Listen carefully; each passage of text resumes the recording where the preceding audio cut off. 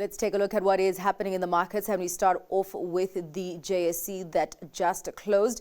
Some economic data that we have been sifting through came from China today, with third quarter economic growth matching analyst expectations at 4.8%, although it is a slowdown from the 5.2 that we saw in the second quarter. And locally, we are expecting a consumer inflation data out this week. Looking at how the All Share has started off the week, pretty good with the All Share jumping by more than 0.5%. We are seeing that largely coming from the financial 15 that has climbed almost 1.5%.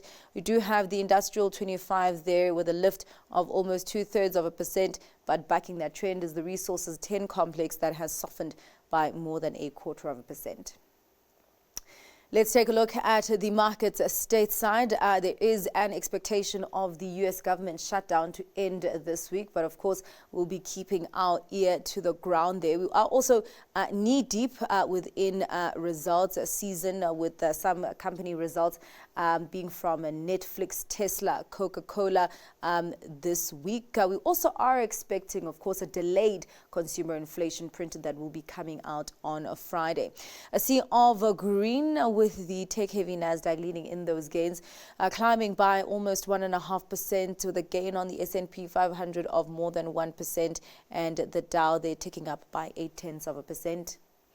Let's take a look at what is happening with the European markets, and that optimism filtering through to those markets as well, with the DAX leading with a surge of almost 2%, a lift on the CAC 40 of almost 0.4%, and the FTSE 100 popping by almost 2/3%. Let's take a look at what is happening on the currency scene. Let's start off with how the rand is doing against some of the major currencies. Some significant strength coming through to the rand, now above 17 rand 20 against the US dollar, against the pound at 23 rand 13, and against the euro at 20 rand 9 cents. Let's check in on how the other currency pairs are doing, starting off with the euro dollar at 1.16, pound dollar at 1.34, and the yen just below 151 against the greenback.